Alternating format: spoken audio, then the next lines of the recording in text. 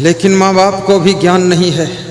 मैं जितने माँ बाप देखता हूँ सब बर्तन देते हैं, कपड़ा देते हैं, फ्रिज देते हैं, सोफा सेट देते हैं। एक परंपरा चल पड़ी है, सब एक दूसरे की नकल कर रहे हैं। और जब इतना सामान, और उधर ससुराल वाला जो तुम्हारा समधी है उसके पास भी बुद्धि नहीं है, क्योंकि समधी कहाँ रहेगी बुद्धि। और समधिन तो हालत खराब है, बिना बुद्धि की है, खोपड़ी है खाली। ये सामान मना कर दो कि सामान नहीं चाहिए। 5 लाख समधी लगा दे और 5 लाख तुम लगा दो, 10 लाख में 7-8 कमरे का मकान बन जाए और उसी में जा कर के तुम्हारी बेटी आराम से रहे, बूढ़ी सासू भी रहेगी, खुश हो जाएगी और वो 100 साल मकान चलेगा।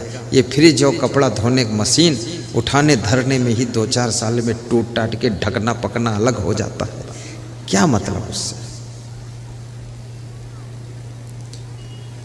बेटी को भी मैं कहूँगा, ये सामान का भी लालच मत करिए, कमरे का भी लालच मत करिए। अगर तुमको मायके से कुछ लेना है, उच्च कोटि की शिक्षा प्राप्त करिए और सुखी रहना है जिंदगी भर तो माता पिता से अच्छे संस्कार प्राप्त करिए। और शांति से जिंदगी जीना है तो सत्संग से जुड़ जाइए और गुरु की भक्ति कीजिए। और मायके से जब जाइए अपनी ससुराल को तो गुरु की भक्ति और सत्संग के संस्कार लेकर के पहुंचिए, तो अपने ससुराल को भी स्वर्ग बना दीजिए और सास ससुर को भी शांति प्रदान कीजिए।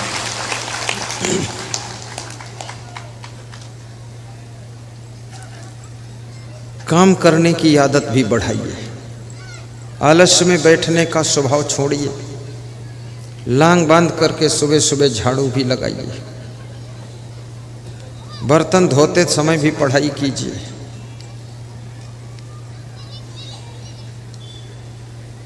मैं सुबह सुबह योगा करता हूं तो भी पढ़ाई करता हूं। और उसके बाद जब हम स्नान करते हैं तो भी मेरे मन में श्लोक मंथन चलता रहता है। फालतू चीजों को कहां तक सोचते रहोगे।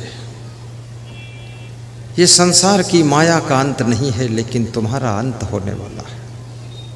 जीवन का अंत होने से पहले पहले अपने जीवन को बसंत बनाइए। 12 ऋतुएं होती हैं, 12 ऋतुओं में सबसे सुंदर ऋतु का नाम बसंत है। और बसंत ऋतु में नई नई कोपलें पौधों पर आती है, पेड़ों पर आती हैं, नई नई पत्तियां निकलती हैं, नए फूल खिलते हैं, पूरा वातावरण खुशबूदार हो जाता है।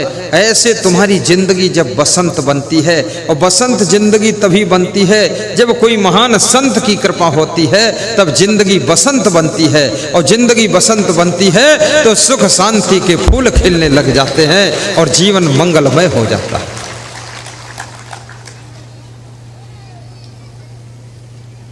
दूसरों को भी सत्संग सुनने के लिए प्रेरणा दीजिए। राजस्थान में 3 स्त्रियां सत्संग में आती हैं और गुरु को धन्यवाद देती है। बोली, आपको धन्यवाद है, आपके प्रवचन से हमको बड़ी शांति मिली। तो गुरु ने पूछा, क्या प्रवचन सुनने तुम आई थी? बोले, हम तो नहीं आई थी। बोले, तो शांति तुमको कैसे मिल गई जब सुनने भी नहीं आई हो? तो उन तीनों बहुओं ने कहा कि मेरी सासू 2 दिन से लगातार सत्संग सुनने आ रही है और सासू सुधर गई है, इसलिए हमको शांति मिली है, तो हम तीसरे दिन आपको धन्यवाद देने आए। तो गुरु ने कहा कि सासू की सुधरने से जब बहुओं को शांति मिल सकती है, तो बहुओं की सुधर जाने से सासू को परम शांति मिल सकती है। हर व्यक्ति सोचता है हम में तो कुछ सुधार की जरूरत ही नहीं है। बाप भी सोचता मैं तो बाप हूं, कोई ऐसे साधारण बाप थोड़े हूं, बड़ी मुश्किल से बाप बना हूं, कसरत किया हूं तब बाप बना हूं। मुझे सब मालूम है, हमें क्या ज्ञान नहीं है, लेकिन बाप को ये पता नहीं है कि बाप होने के अभिमान में तुम उल्टा पलटा काम कर रहे हो, जिससे तुम्हारे बेटे और बहू सब दुखी हो रहे हैं। बाप का भी सुधार होना चाहिए। जब तुम बाप बन जाओ तो माँ बाप बन जाओ, माँ बाप की डिग्री पा जाओ तो आधा बोलना बंद कर देना चाहिए, आधी स्पीच कम कर दीजिए। और जब बेटे तुम्हारे माँ बाप बनने लग जाएं, तुम दादा दादी बनने लग जाओ, सास ससुर बनने लग जाओ, 75% बोलना कम कर दीजिए। और जिस समय पोता और पोती की शादी हो जाए, पतपतोहू आ जाए, बस 90% मौन रहिए, 10% मुस्कराते रहिए। कोई पूछे कैसा है, बोलो जैसा है ऐसा तो कभी हुआ ही नहीं, बहुत अच्छा है, खुश रहो। ज़्यादा बोलने से लोग ज़्यादा नाराज होते हैं, इसलिए कम बोलना भी एक साधना है। सत्संग सुनना एक तपस्या है, प्रसन्न रहना गुरुदेव के आशीर्वाद का फल है, गम खाना समझदारी की पहचान है।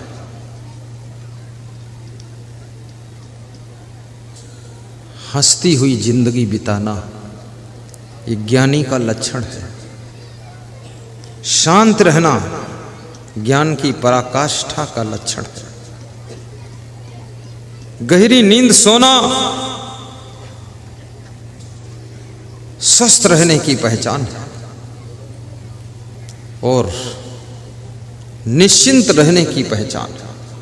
मन निश्चिंत होगा, शरीर स्वस्थ होगा, तभी तुम गहरी नींद सो सकोगे। और मन निश्चिंत उन्हीं का होता है जो अपने कार्यों को समय पर पूरा करते हैं। टाल मटोल मत कीजिए, आलस्य मत कीजिए, लापरवाही मत कीजिए, गलतियां बार बार मत कीजिए, दोहराइए मत। किसी के पैसे मत निकालिए, किसी का मोबाइल मत उठाइए, किसी का चार्जर मत लीजिए। 2-4 हज़ार का सामान ले लोगे, लेकिन वो 2-4 हज़ार देने के बाद भी वो शांति, वो चैन, वो निश्चिंतता नहीं मिलेगी जो 2-4 हज़ार की चोरी करने से टेंशन मिली, चिंता मिली, भय मिला, घबराहट मिली, असमंजस मिला, अशांति मिली। ये 2-4 हज़ार रुपये क्या चीज़ होता है? शांति तुम 2-4 लाख खर्च कर दो फिर भी मिलने वाली नहीं है। इसलिए 2-4 हज़ार के लालच में अपनी अमूल्य शांति को नष्ट करना घाटे का सौदा करना है। आप इस लालच को छोड़ दीजिए और जाने दीजिए 2-4 हज़ार की चीज़ को ईमानदारी, वफादारी, जिम्मेदारी के साथ रहिए, ताकि आपके मन में कोई टेंशन ना रहे और हंसती हुई जिंदगी को बिताइए। ये सुख बहुत बड़ा सुख है। थोड़ा जोरदार ताली बजाया करो